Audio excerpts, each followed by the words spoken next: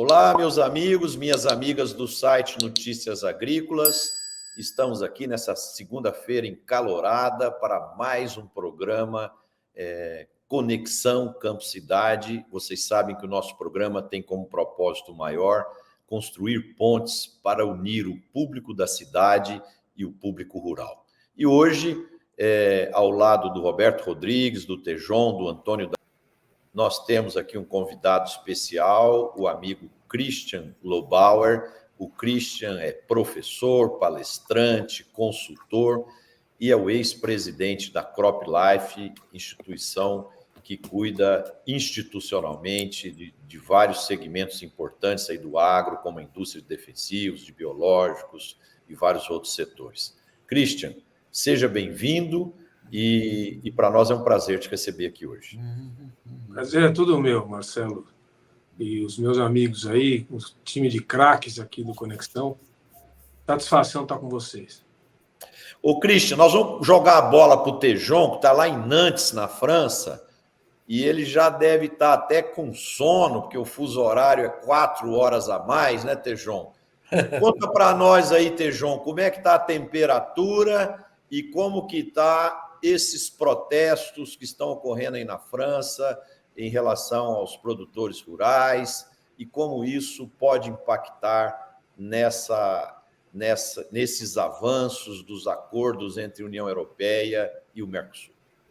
Bom, muito bem, pessoal. Prazer estar com vocês. Saudades do Brasil. E, Christian, bem-vindo. Os alunos querem te ver, viu? Na tua aula, que você estará conosco. Alunos internacionais que vão ao Brasil em abril. E um prazer que você está lá com a gente, lá dando uma aula, viu, querida? Muito obrigado. Prazer então, Roberto, Marcelo, Antônio daqui a pouco. Ei, Roberto, vou te contar, tu que andou tanto pelo mundo, viu? Vou te contar. Não é fácil. Mas, olha, o que eu tenho ouvido aqui do pessoal, estava agora mesmo jantando aqui, nós estamos 4 horas à frente, jantando com o pessoal acadêmico daqui, e a bronca é a seguinte, mais ou menos assim, existe um monte de norma, burocracia, falando um português claro, uma encheção de saco com relação aos agricultores aqui da Europa. É como assim, eles tivessem que fazer o celular mais fantástico do mundo, o estado da arte de um produto, mas vendem pelo preço popular. Então, a bronca eu tenho que fazer um produto maravilhoso, cheio de norma, de rigores, etc., mas o preço da venda, eu não estou vendendo pelo preço da prateleira de cima, vendendo pelo preço que estão pagando aí no mercado, etc. Então, tem uma grande bronca com relação a eu diria, esse desbalanceamento na cadeia produtiva. Pressão gigantesca em cima dos agricultores e a não remuneração. Então, no fundo, dinheiro. Eles estão querendo ganhar mais, viu, Roberto? Você que é o cara que conhece o mundo, o pessoal quer ganhar mais. E uma coisa que eu não vejo, quando a gente fala de sistema de agribusiness, eu vejo só os agricultores em ação. O sistema em volta, quietinho, não fala nada, viu, Roberto?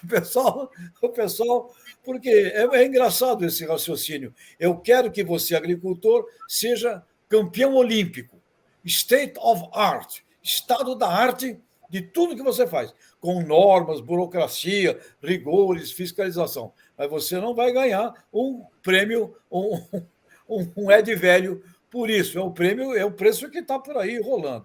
Então, essa é a grande bronca. Onde eu acho que tem aí uma coisa que é não correta é ficar dizendo por aqui que os brasileiros fazem, entre aspas, uma porcaria, desmatam e ficam competindo conosco aqui. Então, isso é errado. Isso está, obviamente, errado, equivocado, porque a gente sabe muito bem a nossa agricultura sustentável aí no Brasil. Então, a grande bronca é essa. Aí vem coisa maluca. Agora, o Zelensky, da Ucrânia, estava reclamando que existe uma barreira, agricultores fizeram uma barreira para não saírem produtos da Ucrânia. Então, você vê aonde chega essa tremenda essa tremenda confusão. É uma grande confusão e eu sinto falta de uma gestão efetiva da cadeia. E o ministro da Transição Ecológica reclamando que os agricultores estão exagerando e estão atrasando o processo da mudança. Então, meus amigos, é uma tremenda de uma confusão. Ô, Tejon, a confusão banal. Você acha que eles fizeram o dever de casa? Eu tenho a sensação que essa choradeira tem um certo fundo de verdade, mas eles não fizeram o dever de casa. Sabe aquele aluno que reclama do professor da nota, mas não faz o dever de casa? Eu tenho a sensação que o agricultor europeu não fez o dever de casa, que é melhorar a produtividade, que é alcançar altos índices de eficiência. Então, assim, eles estão acostumados em receber subsídios, benesses, e falta um pouco deles olharem no espelho e falar para si próprio: estou eu fazendo o dever de casa? Marcelo, teríamos que talvez fazer uma análise aí, para não generalizar, né? Mas eu ouvi de gente na área da ciência avançada de que os agricultores aqui ficaram acomodados, como você está falando. Eu ouvi esse tipo de manifestação. Mas vamos dizer, é uma agricultura milenar, né? Tem de clima temperado, como o Alisson Paulinelli falava, o clima temperado trouxe até aqui. Daqui para frente é o tropical. São coisas bem diferentes. De fato, talvez exista sim. Eles reclamam muito da burocracia, uma pressão de normas brutais e gigantescas. E aí é onde vem muito da reclamação e, obviamente, subsídio, né? Eu tive uma informação aqui, depois o Roberto conhece bem isso, confirma, que está em torno, o subsídio dos países ricos para a agricultura gira em torno de 480 bilhões de dólares. Se for esse número é o equivalente a todo o faturamento do sistema do agrimensor brasileiro, com antes, dentro e pau-porteira. O fato está complicado e tem greve para tudo que é lado aqui, de tudo que é coisa. Viu? Greve do trem, greve da Torre Eiffel, está fechada a Torre Eiffel, é um monte de greve. E o Salão de Agricultura, que abre dia 23, que é um grande evento mundial, a promessa é de manifestações pesadas lá no Salão de Agriculture de Paris. Tejon, eu ouço de vez em quando algumas afirmações de europeus e agricultores europeus, para além da queixa convencional, de redução do subsídio, de aumento de imposto sobre insumos, sobre óleo diesel, além da redução de problemas ligados a defensivos e fertilizantes, uma série de temas que estão colocados, eu ouço também a impressão de que houve um exagero por parte dos governos europeus quanto ao tema ambiental. Ficaram verdes demais, chegaram excessivamente na radicalização, e isso tornou, como você falou aí, muito caro produzir. O negócio que você falou vai correr a maratona, tem que ganhar a maratona, mas não tem nem tênis e nem calção. Você se vira aí para usar a roupa, né? Então, você acha que isso é uma questão procedente? Talvez tenha exagerado muito na visão do verde na Europa? Verdade, Roberto. Nesse papo que eu tive agora, antes de vir para cá, o ponto é esse. Um exagero gigantesco, assim, como se fosse o mundo dos sonhos, né? O nosso reino do avatar perfeito em cima desses produtores aqui. E aí ficam apontando, mas e vocês lá e tal? É isso mesmo, Roberto.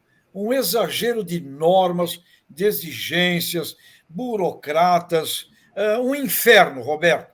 Esse negócio está errado, viu? Esse negócio está errado e eu acho que não vai para frente, não. Porque é muita maluquice, Roberto. Pois é, Tejon. Eu quero muito ouvir o Christian sobre isso aqui também, mas antes de falar com o Christian, uma pergunta para você adicional, Tejon.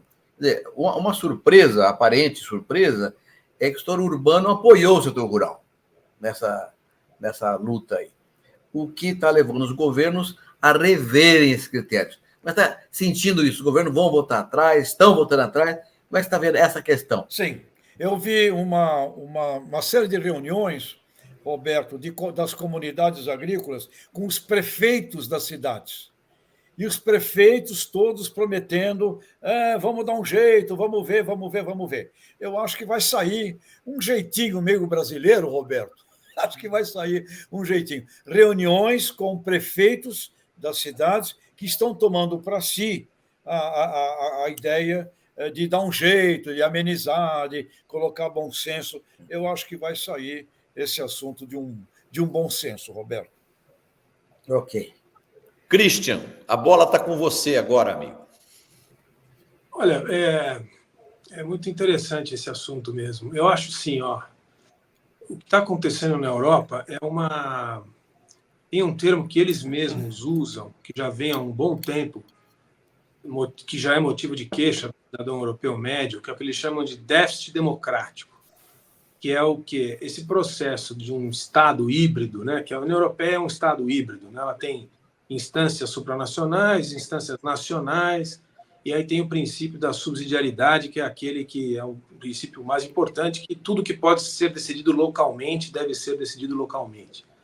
E o que o cidadão geralmente tem se queixado já há uns bons 20 anos é que Bruxelas toma decisões que estão distantes do cidadão. Então, isso do ponto de vista mais assim conceitual, né? E acho que é o que vem acontecendo de lá para cá. Antes de entrar na questão das políticas nacionais e dos perfis dos governos nacionais dos últimos 10 anos, que são todos de centro-esquerda ou de coligações vinculadas à centro-esquerda, muitos com partidos verdes, o caso alemão é um deles, a União Europeia ela tem um problema de conexão com o cidadão. Não é à toa que o Brexit aconteceu alguns anos atrás, e é um trauma para a União Europeia, porque é justamente sobre esse assunto que os britânicos trataram.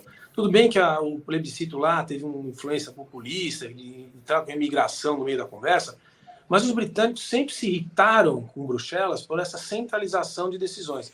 A política agrícola europeia é uma decisão de Bruxelas, é uma decisão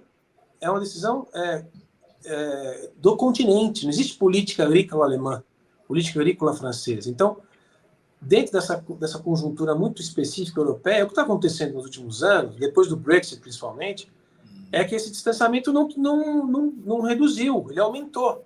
Essa agenda antiquímica, anti-produção rural de maior escala, anti-produtividade maior, que promove retomada de uso da terra com reflorestamento, quer dizer, todo esse universo, alimentos orgânicos,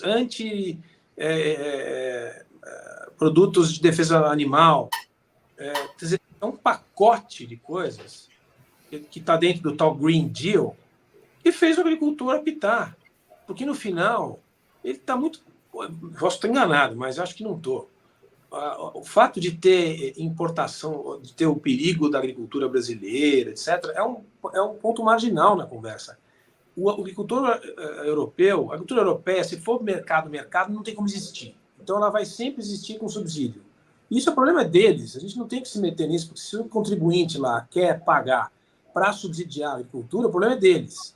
Desde que não exportem e não concorram conosco em outros mercados, que isso é uma lei universal da OMC, artigo 24 do GATT. Mas lá dentro, eles fazem o que eles quiserem. Então, eles querem os subsídios. O problema é que eles não estão falando só de reduzir subsídio. Eles estão falando de reduzir o subsídio do diesel, da compra de máquina, e estão falando de todas essas novas regras que são, na minha visão e de muitas pessoas, completamente fora da realidade, né? Esse negócio de ser acima de 4% da propriedade para você ter que recuperar, de você não usar mais defensivo até 2030, redução de 50%, de 40% de defensivo químico, e vai embora. É um monte de bobagem. E o sujeito fala, pera um pouquinho, vocês estão brincando? Abater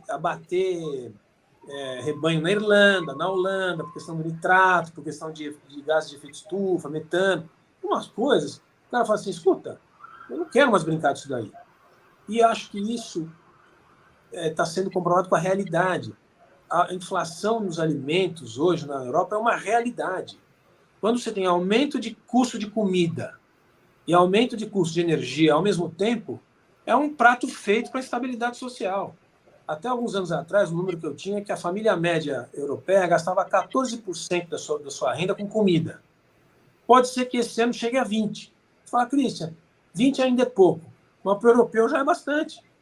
A nossa aqui, se eu não estou enganado, é mais de 50%. A renda da família com comida. O europeu, daqui a pouco, já bater em 20, já bater em 22, já, com o aumento da energia, ele fala, pera um pouquinho, não quero mais brincar desse negócio aí, não. Então, eu acho que é o que está acontecendo. E isso está refletido, Tejão, e Marcelo, Roberto, nas eleições nacionais. Então, você está tendo virada, já teve virada na Hungria há muito tempo, na Polônia há muito tempo, na Itália já virou. E agora, na Alemanha, o negócio está bem complicado. A AfD, o Alternative für Deutschland, que é um partido mais nacionalista, o pessoal fala que é fascista, não é fascista, mas é um partido de direita, um partido mais nacional. Além do CDU e do CSU, que é um partido democrata cristão de centro, centro-direita, esse é um partido mais, no padrão alemão, é bem à direita. E esses caras vão fazer 20% nas próximas eleições de setembro, já tem 15% em algumas regiões. Esses caras não querem mais brincar desse negócio de meio ambiente. Então, quando o negócio chega na Alemanha nesse ponto, é que a gente vê que o negócio ficou complicado. Na Holanda já virou, na Espanha vai virar. Nós vamos ter uma virada de direita em todo o continente em função desses erros, desses exageros, que eu acho que o Roberto colocou bem, que estão na agenda verde, aí, nessa agenda bem comportada, de Bruxelas, que desconectou da realidade. Então, eu acho que é muito isso que está acontecendo. A nossa participação, e deixa eu parar de falar, que estou falando demais, mas o Mercosul, União Europeia, Brasil, concorrência, é marginal nessa conversa. O segundo capítulo da conversa é a entrada de grãos da Ucrânia com acesso privilegiado por causa da guerra, que é uma decisão de Bruxelas também. Não querem. Pode entrar. Pô, aí os caras falam, vocês já estão me sacaneando, ainda vai entrar mais produto aqui com concorrência desleal? Não é a nossa, é a da Ucrânia. Então, acho que esse é um pouco o desenho do que está acontecendo. E vai ter uma virada, já está tendo uma virada política, porque lá tudo ainda é democracia, a população cansou e abriu um espaço muito bom, aspas, muito bom para a direita voltar em quase todos os países. Ô, Christian, eu tenho uma sensação que a comunidade urbana europeia, ela subsidiou até hoje os agricultores, tipo assim, vamos pagar um tanto para eles ficarem quietos lá nas fazendas e seguirem em frente, e aí fica tudo bem e tal. Só que o público urbano e a legislação, as normas, as exigências do consumidor, foi estabelecendo isso que você falou, uma série de regras, que não quer que usa mais produto químico, não quer isso, não quer aquilo e tal, e com isso o custo da agricultura subiu muito. Então, aquela mesada que eles ganhavam não é mais suficiente para mantê-los em equilíbrio, né? Então, nós temos uma situação agora aí explosiva, porque o público urbano não consegue mais fazer sacrifício para dar mais para a agricultura e a conta da agricultura não fecha com essas normas, com essa exigência e com esses preços. E tem mais, né? E tem mais, Cristiano, não é só. E tem mais, Marcelo. A pandemia tirou dinheiro dos governos também. Os orçamentos diminuíram. Então, não é só não querer dar mais, é não poder dar mais. Aí, Cristiano. Não, eu concordo plenamente, só para acrescentar um aspecto que está vinculado direta e indiretamente à agricultura, que é a energia. Nesse período da pandemia e depois a guerra na Rússia e Ucrânia, que fez alguns países como a Alemanha, que é um caso sempre importante, depender totalmente do gás europeu, do gás russo, e tomar a decisão de não comprar mais o gás russo, o que aconteceu com o custo da energia médio? Aumentou. Então, é uma fórmula bombástica, aumentar preço de comida e preço de energia ao mesmo tempo, num período tão curto, uma população mal acostumada, rica, né, que tem um padrão de vida muito alto, é uma bomba.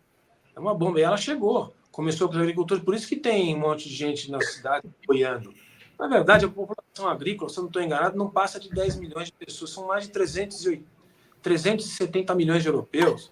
Não passa de 10 milhões o número de pessoas que estão na terra realmente. A agricultura é uma coisa marginal.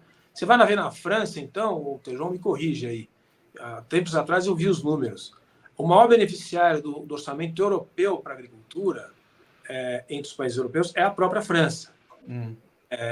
Mas quando você vai ver a distribuição dos recursos, uma parte bem relevante dos recursos vai para grandes grupos franceses, não vai para o produtor de queijinho Roquefort, nem para o produtor de cabrinha, não. Vai para 400 grupos agrícolas franceses. Na época ainda existia, eu me lembro, aquele grupo DU, que acho que hoje não existe mais. Quando eu trabalhava com a avicultura, eu me lembro, o DU era um. Ele recebia uma parte desses subsídios ali na veia. Inclusive exportava frango para a Arábia Saudita concorrendo com o Brasil naquela época, isso há 10, 12 anos atrás. Então, assim, isso tudo aí não tem mais espaço, não cabe mais. No orçamento não cabe mais. Viu, Christian? E somando a tudo isso que nós já falamos aqui, nós temos um problema sério de imigração de pessoas do leste europeu vindo para a Europa, do norte da África, que complica, por exemplo, a Espanha está com um nível altíssimo de furtos e roubos na cidade, crescentes, e a polícia não consegue controlar, porque é tanta gente e é tanto problema social que vai ficando ingovernável. A Europa Ocidental, de uma maneira geral, né, Marcelo? Boa tarde, Marcelo. Boa tarde, ministro Bem, Roberto. Antônio, seja bem-vindo. Boa tarde, muito especial, Christian. Tudo bem, Antônio? Christian, toda a Europa está assim, né? Agora é importante a gente pensar assim, eu quero fazer uma reflexão sociológica aqui, embora eu não seja sociólogo. Quando a gente adota essa postura, olha, eu quero abolir os defensivos agrícolas, quero tirar os defensivos. Bom, se eu não sou um negacionista da ciência, eu estou fazendo uma escolha racional aqui. Não, eu mesmo que eu vá ter menos produção, eu topo ter menos produção, mas para eu ter um produto que não vai ter utilização de produtos químicos, não vai ter defensivos. Beleza, é uma decisão minha. A questão é, eu tenho renda para enfrentar o preço dos alimentos num cenário de menor oferta? Bom, talvez eu tenha, talvez todos nós aqui tenhamos, nós e os telespectadores. Mas todas as pessoas da Terra podem. Todas as pessoas da Terra têm renda. Quando a gente olha para o Oriente Médio, quando a gente olha para a África, quando a gente olha para a Ásia, todas as pessoas da Terra têm renda para assumir esse aumento de preços.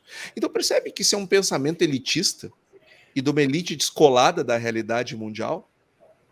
Então a Europa, eu até entendo que ela seja descolada da realidade mundial, porque ela conseguiu se homogeneizar ao longo de muitos e muitos séculos, né? Milênios para ser...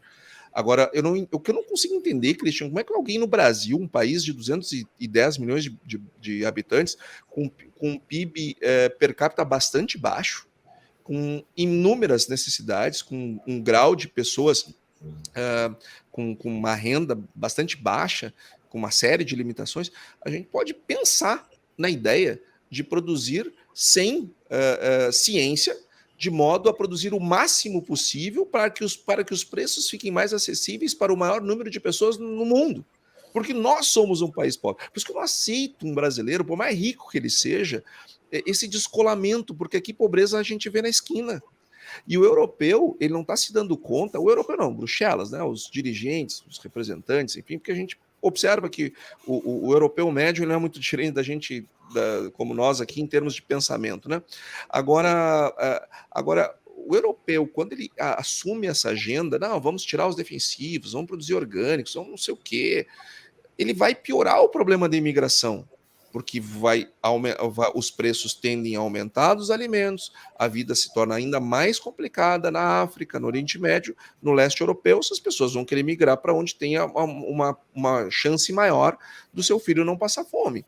Então, eu também resolvo o problema, eu também minimizo o problema da imigração produzindo mais e não produzindo menos. E isto me parece que é um assunto muito marginal. Eu estou indo na Europa agora em abril, eu vou em abril para participar de um fórum de segurança alimentar.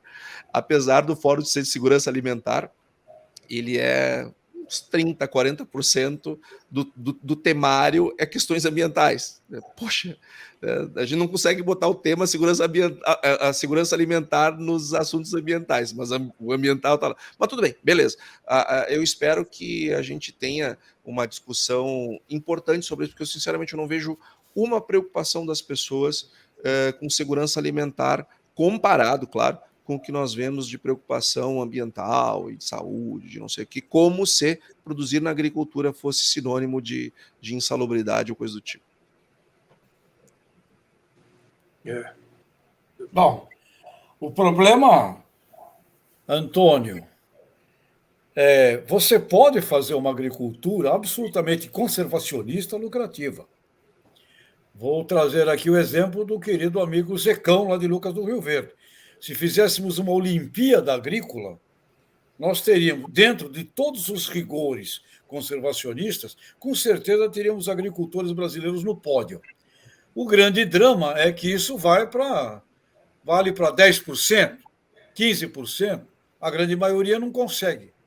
Então teríamos que criar uma Embrater europeia, extensionistas rurais que teriam que ensinar como é que eu multiplico os ecões da vida, né? Porque o nível de exigência desse estado da arte é maluco. E acho que vale criar aqui até um termo, é uma burologia, é uma burocracia associada a um rigor estúpido, exagerado, né? Realmente exagerado. E para ser um campeão olímpico nesse exagero, tu tem que ser um gênio. A maioria não consegue ser.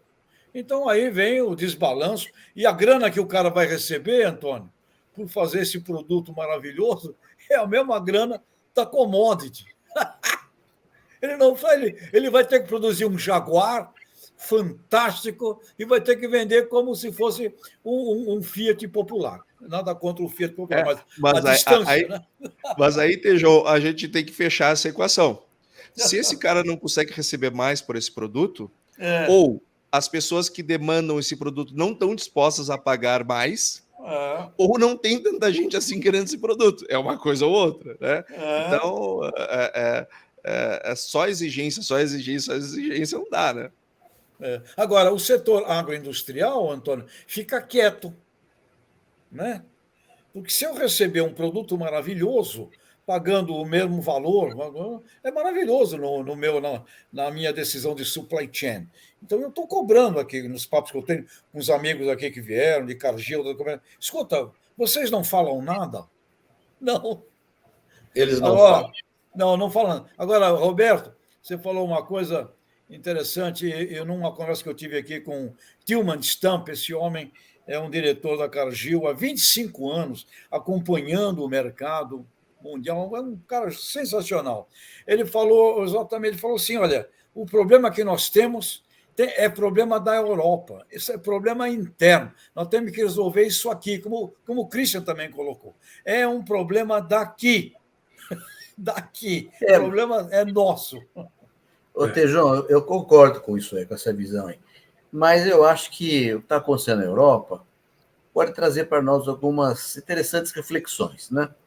Uma delas, o Christian colocou e você reforçou aqui agora, é que Bruxelas é longe da Europa, como o Brasil é longe do Brasil, né? Então tem essa coisa das decisões burocráticas, muitas vezes pensadas por técnicos que nunca pisaram numa terra de cerrado, ou uma terra roxa, ou numa planície gaúcha, e ficam fazendo regras para a gente cumprir na área ambiental, na área técnica, etc. Mais ou menos como a Europa está fazendo. Bruxelas é longe da Europa, Brasil é longe do Brasil. Então, esse é um tema para a gente pensar. A questão da burocracia descasada da realidade pode provocar esse tipo de coisa. E a segunda questão, que eu acho que muito interessante pensar aqui, e Tejão, isso tem muito a ver com você, com a tua atividade extraordinária na área de comunicação, é que o cidadão europeu urbano, médio, tem orgulho da agricultura deles, tem orgulho e defende a agricultura deles. Então, essa questão de apoiar o produtor é meio meio atávica, né? Porque tem orgulho do que eles fazem lá com a beleza da agricultura, bem tratada, etc. Isso é uma coisa que nós podíamos trabalhar muito aqui no Brasil. O orgulho do brasileiro da sua agricultura, que é de orgulhar qualquer cidadão do mundo mesmo. Ele Mas chamou precisa de dinheiro, né, ministro? Precisa de dinheiro. Exatamente. Aproveitando que o Exatamente. Christian está aqui, 1 e 2 a gente faz essa crítica aqui, Christian. Nós vamos fazer contigo junto aqui conosco. As empresas precisam ter orçamento para investir em comunicação. Mas não é a comunicação da sua empresa, isso é óbvio. É a comunicação do agro brasileiro. Ideias para fazer as coisas conectarem, enfim, nós temos. Aí tá o Tejon, não tenho dúvida, é o maior especialista em marketing do agronegócio do Brasil e seguramente um dos maiores do mundo. Está aqui. Agora, não adianta ter o cérebro e nós não termos os instrumentos. É importante que as indústrias elas aportem recursos na imagem do agro brasileiro, seja na comunicação interna quanto a externa, porque nós estamos falando no final do dia de business, de negócios. Pessoas mal esclarecidas, elas não consomem nossos produtos, apoiam determinadas barreiras, criam uma série de circunstâncias que nos prejudicam no desenvolvimento dos nossos mercados. Então, essa questão da imagem, eu não tenho dúvida que um país que fatura mais de 1 trilhão no agro, que é o maior exportador líquido do mundo, que tem as pretensões que o Brasil tem, nós crescemos a um ponto que não dá mais para fazer o que a gente está fazendo sem uma boa comunicação. E não se faz comunicação sem dinheiro. Isso que você está falando é tão verdade que hoje tem uma entrevista da Carla, da CIMED, daquela empresa de medicamentos, no Estadão, e lá ela conta que decidiu focar na comunicação e participar das mídias sociais, do Instagram, do TikTok, e de expor tanto a família ou as coisas pessoais deles, quanto as coisas da empresa, uma exposição total, né?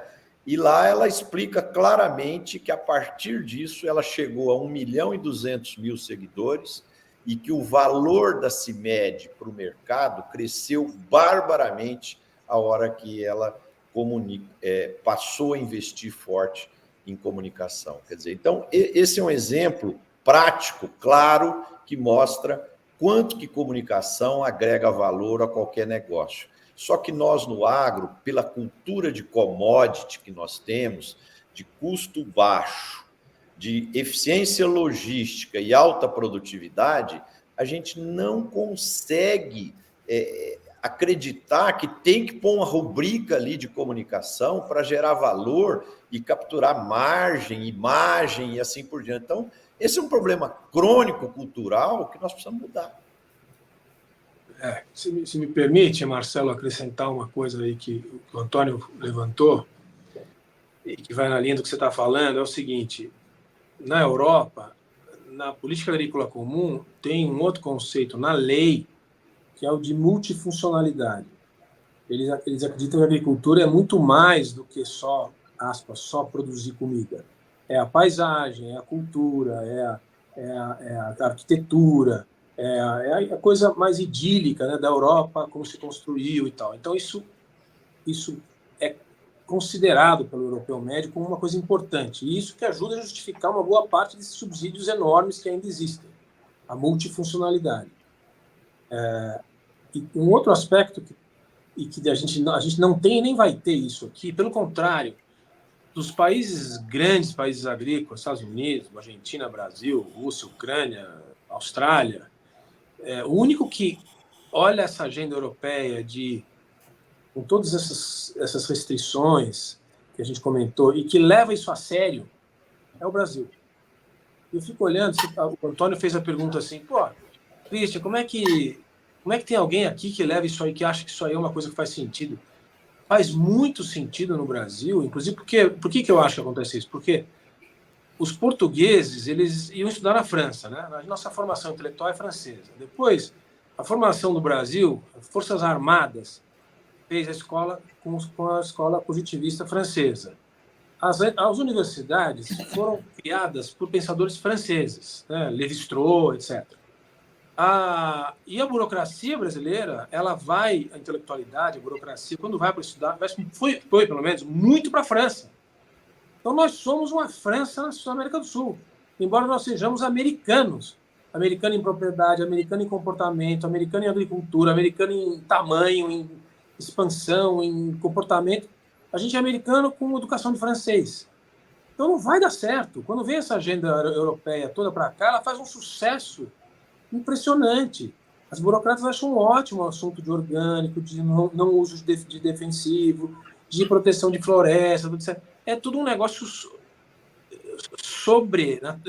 muito além, né, do que deveria ser, comparando com os outros países parecidos com o Brasil. Então, assim, é uma questão que chega no ponto fundamental, que é a nossa formação, que está na coisa da educação também. A gente foi formado com essa cabeça francesa. Não me entendam mal, não tenho nada contra o erudismo, a beleza, a literatura, a formação clássica, não é disso que eu estou falando, mas é essa visão burocrática, centralizada francesa, que foi exportada para Bruxelas. Por isso que os ingleses foram embora. Eles não aguentaram mais essa conversa. E os alemães tentam lidar com isso, porque, afinal de contas, se não for com um pouco a França, a Europa vira mais uma confusão. E, mesmo assim, está acontecendo isso de novo. Então, essa coisa meio francesa aí, Tejon, você me corrige se eu estiver enganado, ela pega muito bem no Brasil. Todos os burocratas, as universidades, todo mundo acha isso tudo muito bonito. Essa agenda que eles puxaram a corda até não aguentar mais, e agora está aí a realidade se impondo. Está vindo uma reação conservadora aí para colocar as coisas em ordem. Mas, Christian, você já viu algum pobre no Brasil apoiar esse tipo de agenda? Claro que não, é tudo elitista universitário, elitista, é assunto de elite. Elitista, claro que é elite. É que no fim do dia nós temos uma elite que, infelizmente, é uma elite pobre intelectualmente, é pobre do ponto de vista reflexivo e que não tem conexão com a realidade do país. Isso eu não tenho dúvida, uma das grandes tristezas do nosso país é essa. Nós temos uma elite financeira e intelectual absolutamente desconectada da realidade do Brasil. Por isso que esse tipo de coisa prospera. Amigos, vou mudar de assunto aqui agora, virar o assunto para um outro ponto muito importante do momento. A soja, um ano atrás, ela está hoje 32% mais barata do que um ano atrás. O preço dos insumos caiu, a produtividade brasileira ainda é uma incógnita, as empresas especializadas têm revisado aí os números, mas todo mundo começa a reconhecer perdas. Por exemplo, a John Deere divulgou a semana passada que a rentabilidade mundial dela será 20% menor do que foi o ano passado, quer dizer, em 2024 vai ser 20% menor. E isso está acontecendo em toda a cadeia do agro, nas diferentes empresas de defensivos, de sementes e nas diferentes áreas. E eu tenho conversado com muitos agricultores, mesmo com alta produtividade em regiões onde a safra está sendo relativamente normal, a rentabilidade está ficando preocupante. Como é que vocês estão vendo esse contexto e como que isso pode impactar na cadeia como um todo, inclusive crescer a inadimplência? Ou seja, isso pode gerar problemas de uma amplitude bastante grande em toda a cadeia do agro. Marcelo, se me permite, eu queria usar uma frase que eu ouvi do Antônio, há uns 3 ou 4 anos atrás, se eu não me engano. O Antônio falou: o agricultor não quebra na baixa, o agricultor quebra na alta. Então, Antônio, eu queria passar para ti, porque, de fato, a soja, 3, 4 anos atrás, estava R$70 a saca, foi para 190, foi aí agora para 100, 105, 95. O milho era 25, foi para 95. Então, me parece que o grande drama vai estar no que aconteceu durante a alta. Mas talvez seja mais uma grave lição, né, que a gente vai ter do ciclo histórico aí. Mas a tua frase eu não saio da minha cabeça, não. Tejon, a frase ela realmente resume um conceito muito complexo, embora seja fácil de explicar nessa frase. As pessoas quebram na alta e não na baixa. Na baixa é quando a gente encerra a operação. Mas tu quebrou lá atrás.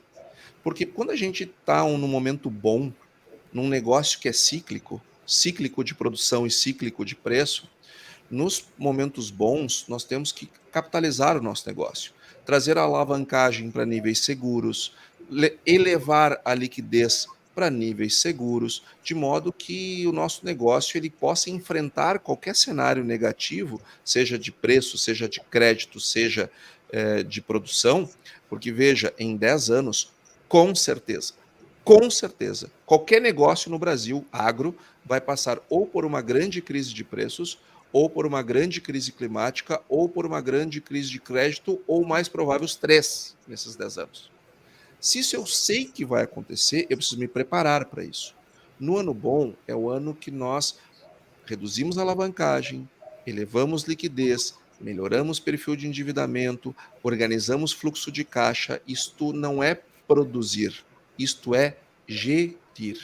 Gerir a parte financeira do negócio. No ano bom, nós temos muitas escolhas. Eu posso escolher investir nisso, eu posso escolher investir naquilo, eu posso escolher capitalizar, eu posso escolher crescer, eu posso escolher comprar isso, um campo, sei lá. No momento como nós estamos agora, você só tem as escolhas que você guardou lá de trás.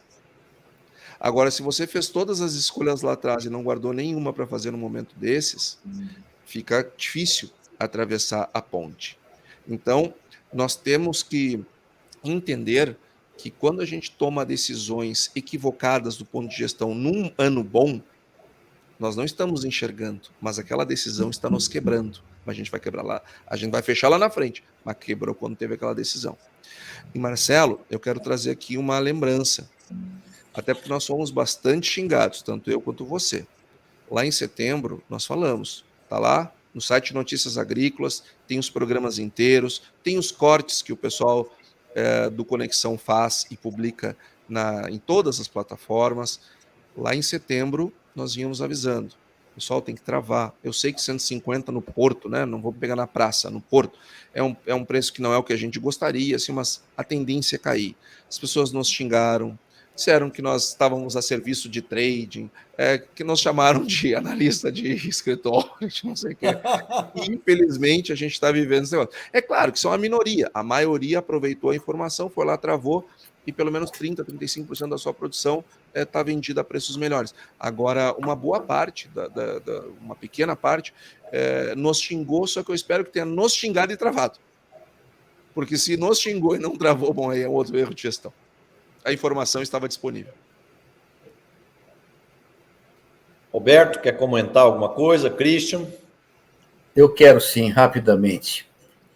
Tudo isso é muito certo, está corretíssimo o que o Antônio falou, concordo com ele, tem que travar, enfim, tem que ter uma gestão mais profissional, mas este ano as coisas afetaram o que fez certo também, porque o sujeito que fez tudo certinho, colheu 30 sacos de soja por hectare, não tem solução para ele, ele não errou nada, ele fez tudo certo, vendeu bem, tá, coisa, vendeu uma terça parte da safra, mas por 30 sacos por hectare não paga nem metade da produção dele.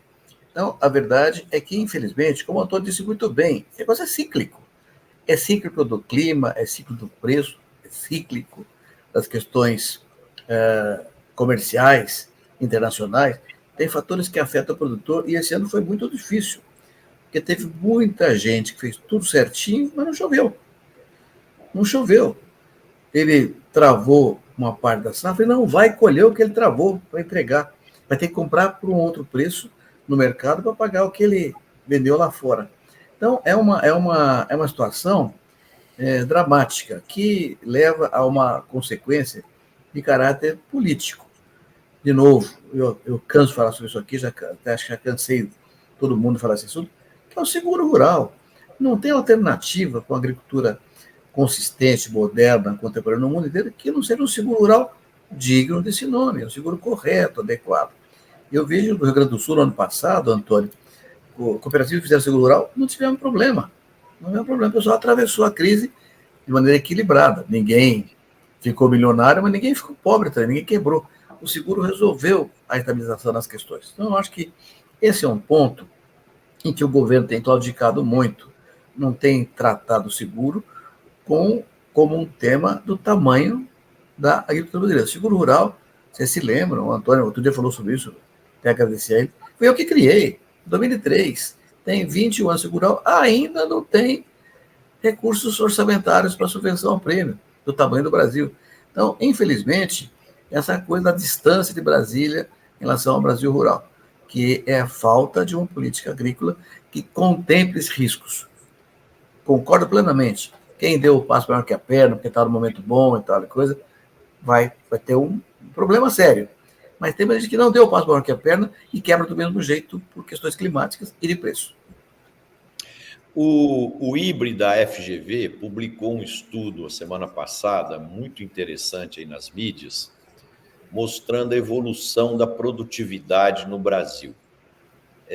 De 95 a 2022, a média de evolução da produtividade de um trabalhador brasileiro foi de 0,5% ao ano, enquanto no agronegócio isoladamente foi de 5,5% ao ano, na indústria 0,4% ao ano e nos serviços, que representa 70% da mão de obra brasileira, a evolução foi só de 0,2%. E as explicações das causas dessa baixa produtividade passam por burocracia e travas para a importação, porque muitas vezes a gente acha que ao colocar impostos, barreiras não tarifárias para a importação de produtos, a gente protege o empresário brasileiro. Mas isso é uma inverdade, isso é uma visão míope, porque quando você abre o mercado, aí você dá condição verdadeira de competição e, de uma certa forma, você força aquela atividade se tornar competitiva. Isso é como se você pegar o seu filho e super proteger ele na sua casa, só que ele não vai viver dentro da sua casa eternamente. Uma hora ele vai ter que ir para o mundo, para o mercado e tal, né? E outra coisa que fica evidenciada aí nesse estudo é que com essa produtividade que a gente vem obtendo, nós vamos continuar crescendo 1,5%, 2%, e nunca 3,5%, que é a média mundial, né? Então, eu queria ouvir de vocês alguns comentários a respeito disso. Eu posso dar um palpite sobre isso, Marcelo? Claro. Acho que essa conversa é uma das mais interessantes, mais difíceis que existe. Vai além do agronegócio. Quando você pensa o Brasil, um país muito diferente da maioria dos países, que é um país que produz quase tudo, mas não é competitivo em quase nada na área industrial, ainda produz, e na área agrícola é muito competitivo, mas com grande heterogeneidade e tal.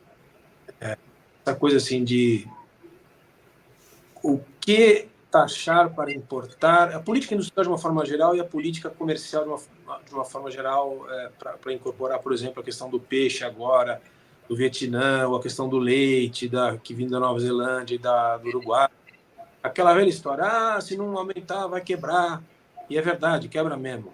Mas, ao mesmo tempo, se não abrir, nunca vai ter aumento de produtividade, um esforço da produção interna.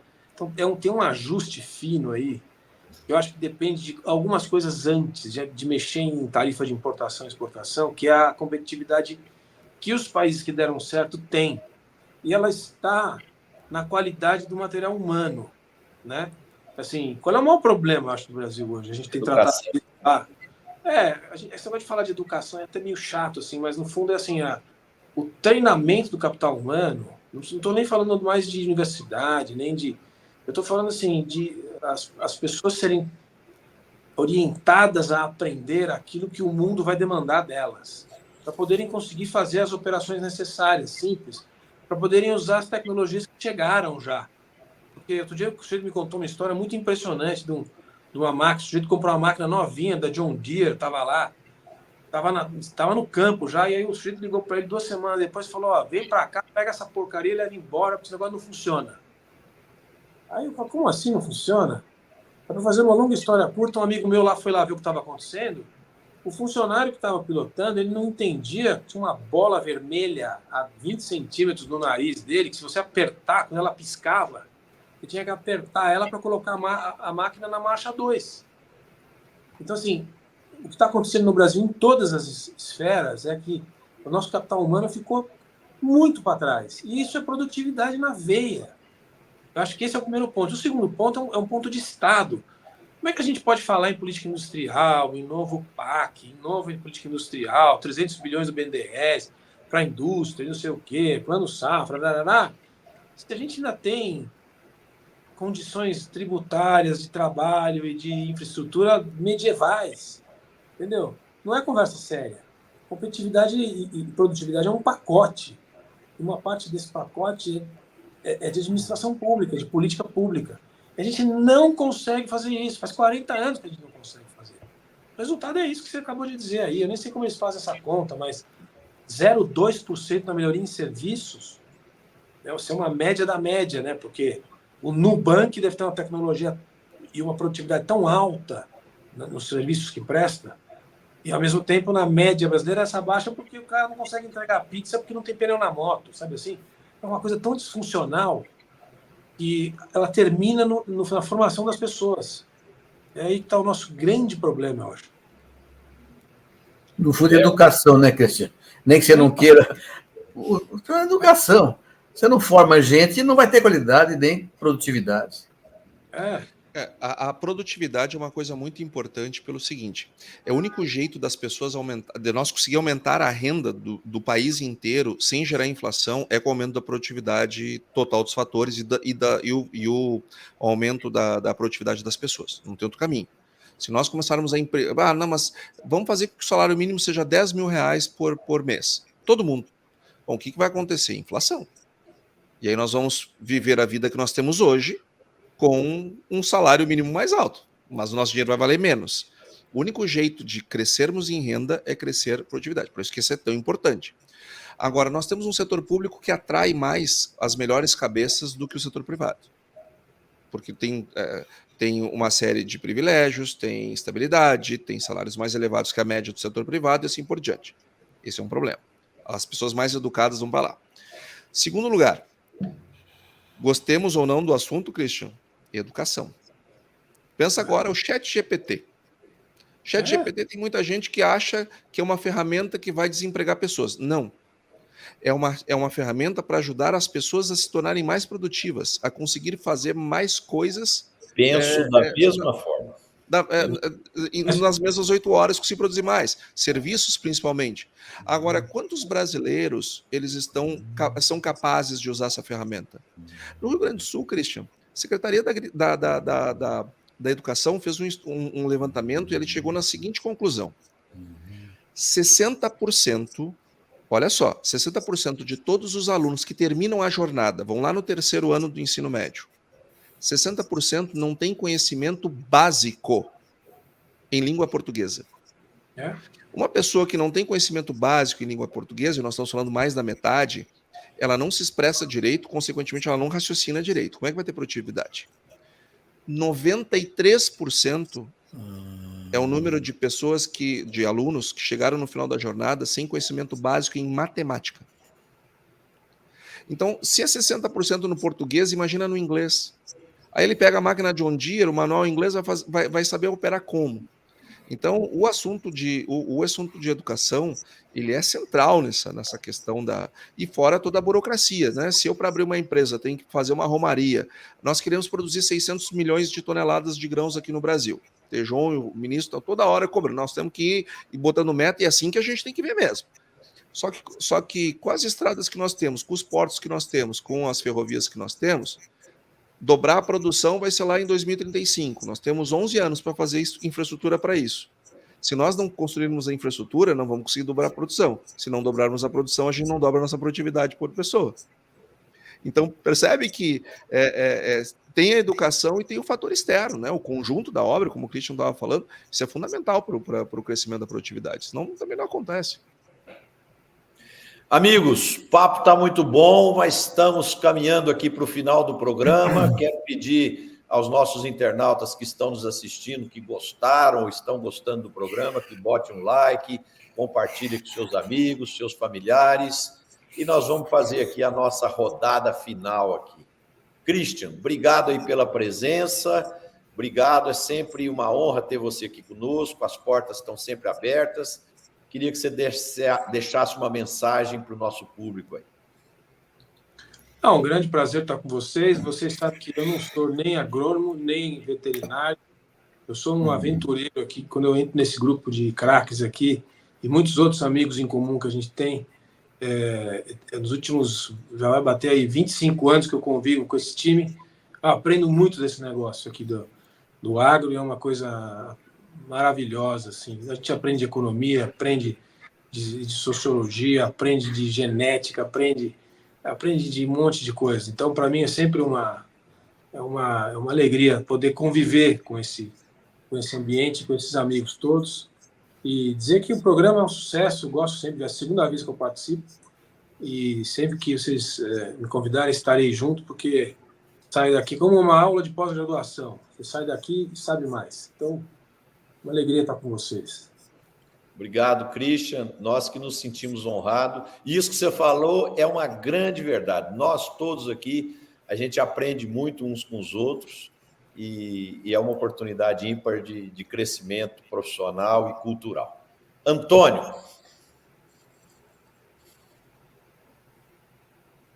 Antônio, microfone fechado. Desculpa. Faz pouco tempo que a gente está usando essas ferramentas, né? Eu quero agradecer muito, Marcelo. Primeiro dizer para o Gabriel Rebelato, estamos juntos, Gabriel, estamos juntos. Nós temos muito orgulho dos pequenos e dos médios produtores do Brasil. Não há dúvida, vocês são uma força muito grande. Também nos orgulham os grandes, mas também nos orgulham vocês, não tem a menor dúvida. Para o Adilson, até dezembro, Adilson, nós tínhamos 30% da safra de soja vendida antecipadamente. Queria agradecer muito a essa oportunidade, e eu quero voltar no assunto agradecer muito o Christian, que sempre enriquece muito o nosso debate. Obrigado, Christian, por estar conosco aqui. Prazer é meu estar com você. E quero encerrar trazendo um ponto que o ministro Roberto Rodrigues mencionou lá atrás, eu quero puxar para o final. No Rio Grande do Sul, nós tivemos 2 estiagens consecutivas, 2022 e 2023. Só quem está aqui sabe o que é isso. É duro, duro. Se não fosse o seguro rural, ministro, não seria duro, porque não teria algo, né? Haveria inexistência do setor. Então, esse seguro rural, que desde a sua gestão, que começou de lá para cá, tem ajudado tanto o desenvolvimento do agro brasileiro, ele poderia ser um instrumento de estabilidade, e não tenho dúvida que a principal política pública brasileira não é crédito, não é isso, não é aquilo, é seguro rural, ou deveria ser.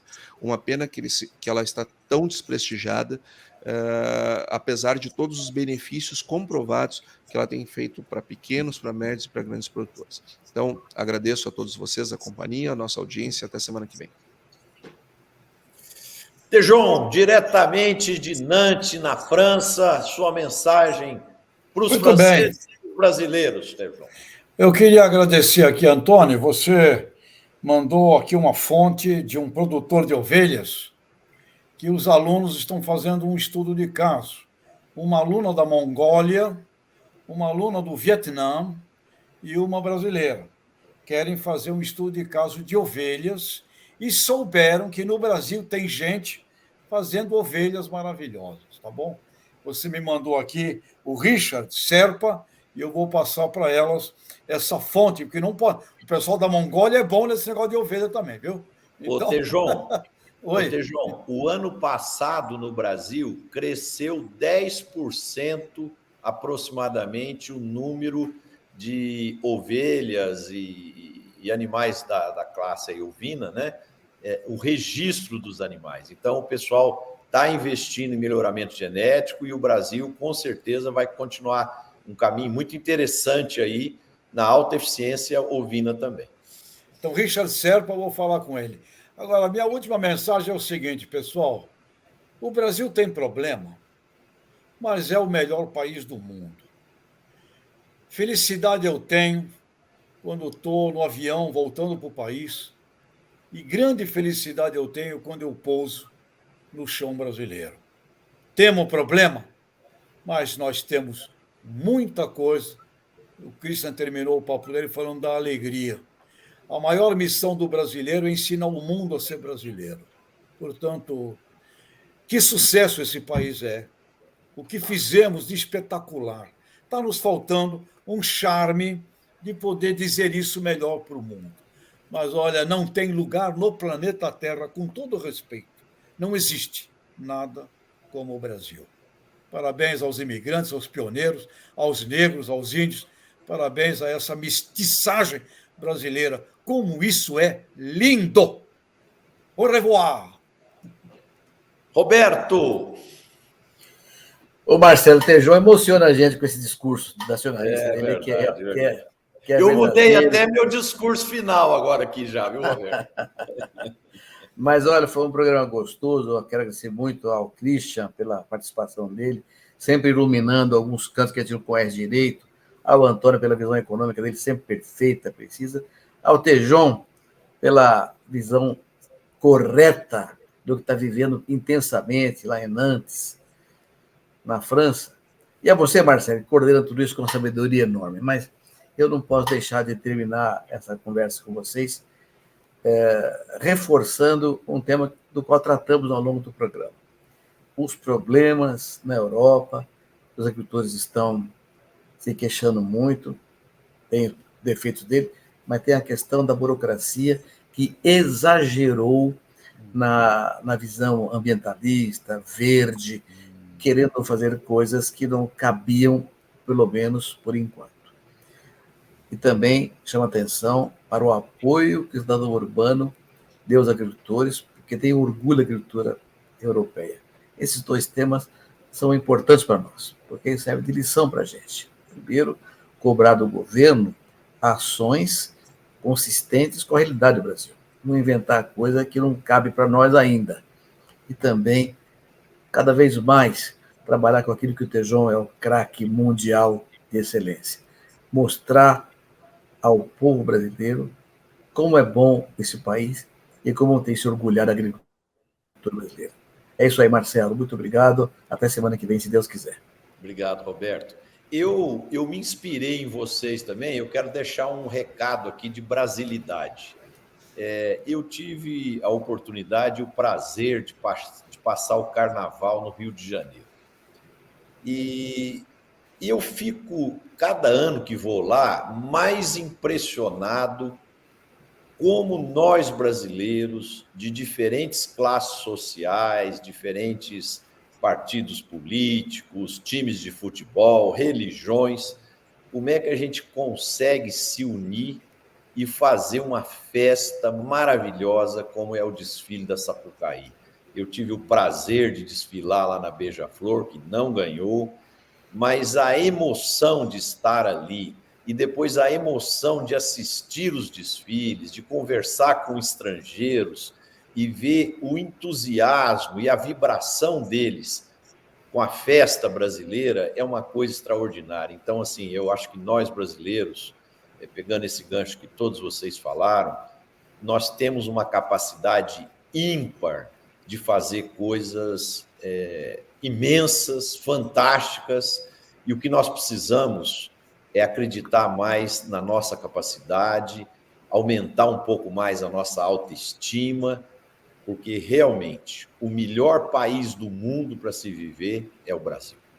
Gente, obrigado a todos, obrigado pela audiência, obrigado pela presença, um abraço a todos e a gente se vê na próxima segunda-feira com mais um Conexão Campo Cidade. Boa semana para todos.